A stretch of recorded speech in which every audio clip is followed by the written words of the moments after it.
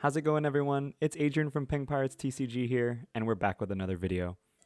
I hope everyone that participated in this weekend's online regionals did really well. I know, the guys from my locals did pretty well in it. I think at least a top 128 and then like maybe top 64, top 32-ish. So that's always awesome to hear.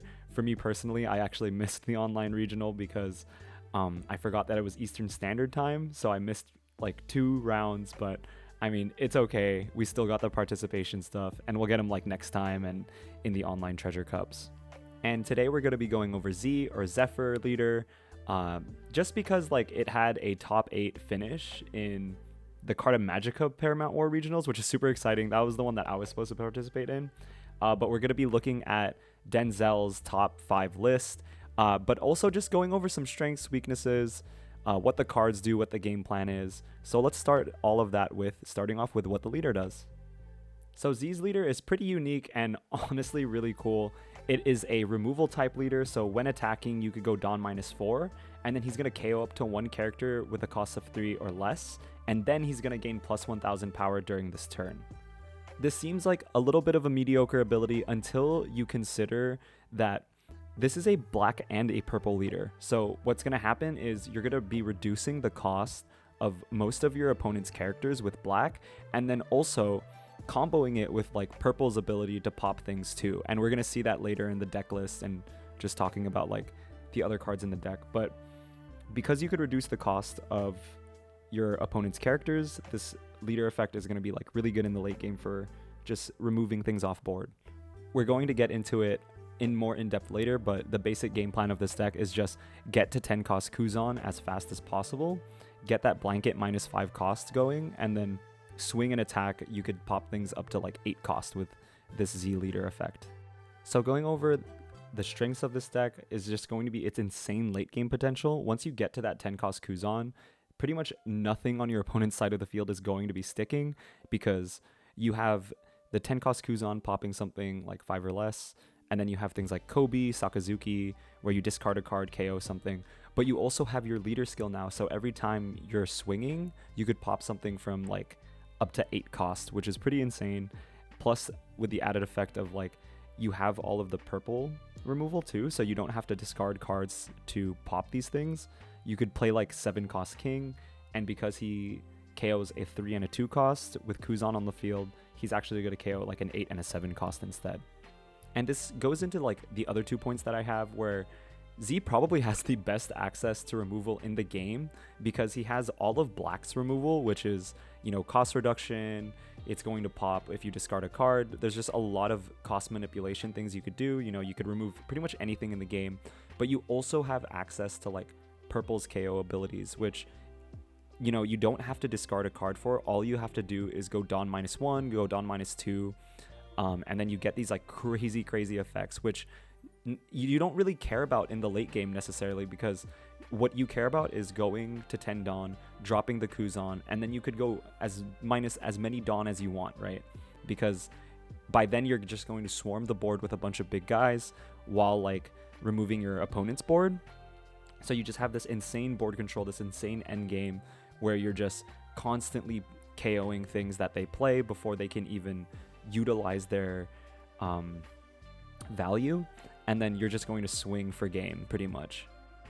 And also, for my final point, like, you have this with other dual color leaders where you can run like the best cards of 2 different colors, but rarely do you have like a dual color leader that just like works very synergistically with each other.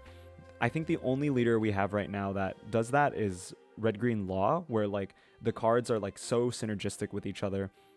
But when you think about like the other dual color leaders like Garp, like black and red don't really have a lot of synergy, or Sanji, like blue and green don't have a lot of synergy, but Zephyr with purple and black have just amazing like synergistic cards with each other. And that's because they kind of work together and like almost help each other out, right? Because you have the Dawn ramp from purple, where it's going to help you get those Kuzans out faster than like a regular black deck would. And then also you have the KO effects from purple, which weren't really meant or like designed to have like cost reduction effects attached onto them, right? Like for example, King, 7-cost King. He's going to be really good for staving off aggression usually. You could pop like Okiku in a blocker. You could pop like Nico Robin and something else like that's 2 or less, right? But all of a sudden with the access to these black cards, like he could pop an 8 and a 7. So now 7-cost King can pop what, like an 8-drop kid and a 7-drop kid. He could just pop like a whole multitude of things, right? So it just recontextualizes these purple cards to where they're like so much better than what they were designed to be in OP1. So since we talked about some strengths, let's talk about some weaknesses, starting off with, this is a 4-life leader, of course, and it comes with all the negatives of being a 4-life leader. You know, you're going to be drawing less cards out of your life. You are very close to dying at the start of the game, and especially in this meta where like Zoro is kind of the main deck being played, this is a huge detriment, or like even more of a detriment now than it was in OP1.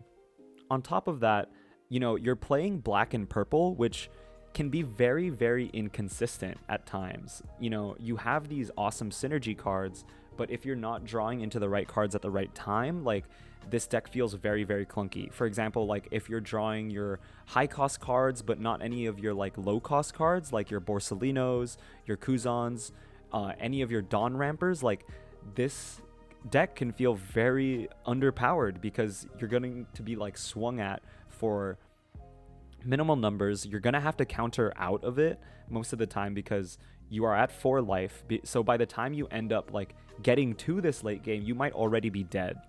And that's if you get to it in the first place, right? Because this deck has no searchers. It's running purple and black, which, you know, purple did get a new searcher, but it's just for impel down cards, which we're not running. It's not like we could search out our ramp cards like the Beast Pirate. There's no like Beast Pirate searcher. There's also no like Navy searcher right now until OP3. So if you can't find those early Kuzans, those Borsalinos, it could be very difficult to kind of live. And this goes into my next point where like early game presence can just be very difficult to establish. And this can be really hard to deal with, especially in today's meta where, you know, like Kinemon could play Okiku turn 1, you know, red is just going to be swinging at you 5k. You need that early game board presence most of the time just to keep up with some of these decks. And if you can't find that, or you can't find the Kuzans, the Borsalinos, and you're forced to go like Dawn minus, it could be very detrimental to your game plan in the end game, right? Because you're not going to get your Kuzan in time, and or like if by the time that you play the Kuzan, like it's not safe, then that's something that's just very difficult to deal with. And I went into it a little bit before, but you know, Dawn minus effects are just really risky in this type of deck where, you know, with the purple decks, like you were racing to get to a bunch of Dawn, but you didn't necessarily have to drop the 10 cost Kaido. You had other plays to do, and you were ramping every turn. With this deck, it can be very difficult to decide, you know, do you want to go Dawn minus for a Hell's Judgment or an early Queen? Because that might set you back a turn, maybe 2 turns for this Kuzan, right? If you don't see your ramp, or even if you do see your ramp, like if you're going first and you play the ulti or the Jack and you ramp up to 10 Dawn, like any Dawn minus effect there is going to set you back a turn from playing your Kuzan and enacting your game plan. So going Dawn minus is a lot riskier in this deck than it is with other purple decks. So before we get into the actual profile, let's just talk about, you know, what are the core cards of this deck? What is the basic game plan of it? And it's pretty much going to center around these 3 cards-ish, kind of Sasaki, more ulti and Kuzan though. For those of you that don't know, ulti is a 2-cost 3k with no counter, and on play, you could rest 1 Dawn and add 1 Dawn card from your Dawn deck and rest it. So she's basically going to ramp your Dawn, and I think he runs this over the Jack because for Jack, you have to discard a card, and with a lot of the black effects, you're already discarding a card to KO, so you're like losing a lot of card draw or like a lot of resources by playing the Jack. So playing the ulti, even though like it's a little bit worse, it still ends up being the same thing because all you want is to just ramp the Dawn, right? You don't necessarily care about like the board presence or any other thing like that. And on the flip side, you know, you have Sasaki, where most of the time he is going to just be a 2k counter, but you know, you could play him on 3 if you're desperate, and when he has a Dawn under him, when attacking, you can trash a card from your hand, and he's going to ramp you 1 Dawn rested. So he's pretty much like Jack, except you don't get that Dawn active, but also, like, you know, if you don't see that ulti early game, if you have Sasaki in your hand, it might be worth it to play him just so you can ramp that Dawn and get to the Kuzan faster, right?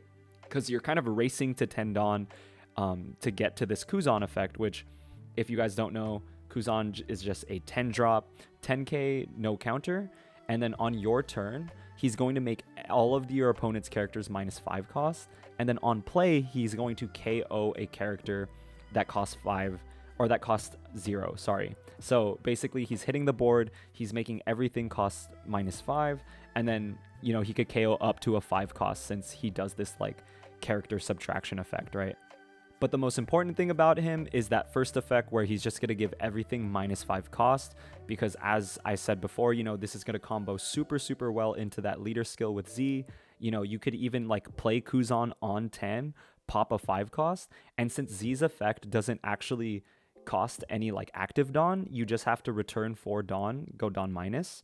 You could play Kuzan and then attack like your opponent's leader using his Dawn minus effect, so go Dawn -4, and then just pop like something that costs 8, which is absolutely nuts, right? Because you're removing a 5 cost, you're removing an 8 cost. This is a huge tempo swing on like when you have like 10 Dawn played. But of course, like, your leader skill isn't the only removal you have in this deck. You also have cards like Kobe, where on play you can trash a card from your hand and KO up to one of your opponent's characters with a cost of 3 or less. You know, with Kuzan effects, with Kuzan 4 costs, like, you could KO up to a 7 cost, and then of course with Kuzan 10 costs, you're KOing an 8 cost. With Sakazuki, he's going to have pretty much the exact same effect, except you're going to be able to KO up to a 5 cost, and with Kuzan out on the board, you're going to KO pretty much anything in the game, right? Or everything in the game, because he's going to subtract 5 costs from everything. Since Sakazuki could KO up to a 5 cost, you could KO up to a 10 cost with Sakazuki by discarding a card. And then of course, I've been talking about him throughout the video, but we have 7 cost King from OP1, and on play, if you go Dawn -2, you're going to be popping or KOing a 3 cost or lower and also a 2 cost or lower. And of course, with 10 cost Kuzan, you're going to be popping an 8 cost or lower or a 7 cost or lower, which is just insane removal, and it is probably like the best removal we have in the game right now. And then of course, you have the cards that are going to keep you alive as you're getting to this late game.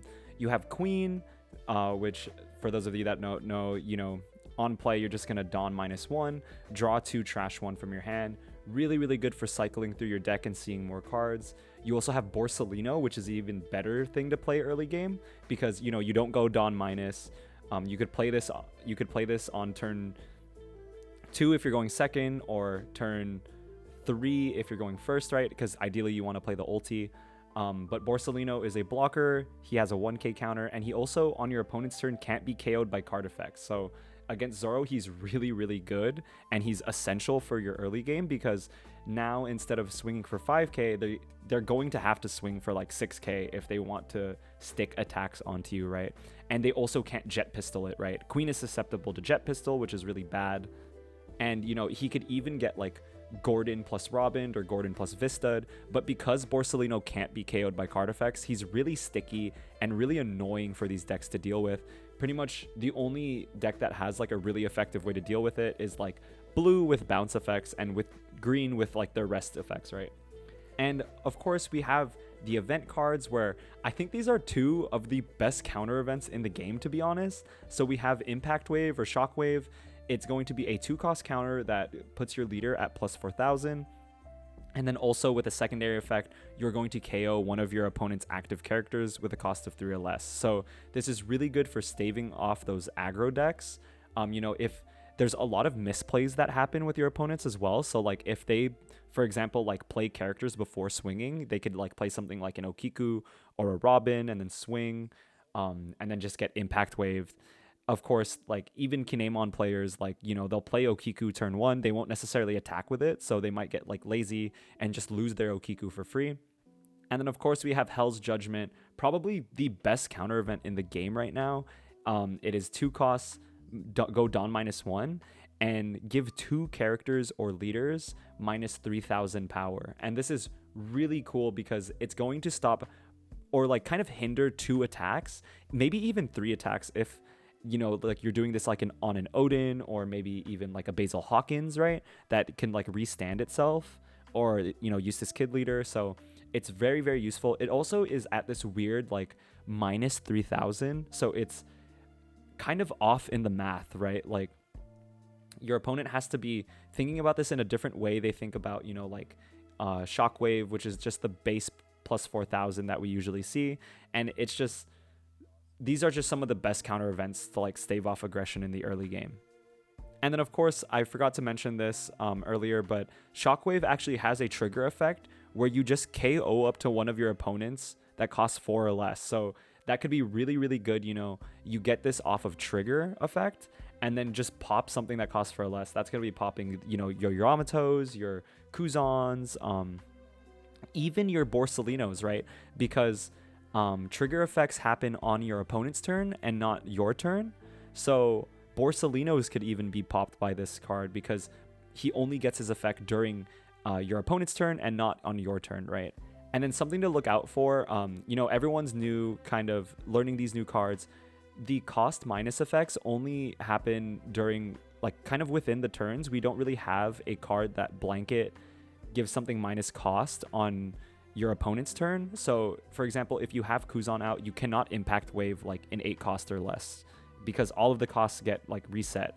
So make sure you're looking out for that in your local tournaments, and of course in your regional tournaments, because I have noticed that some people will try to pop 8 costs with impact wave.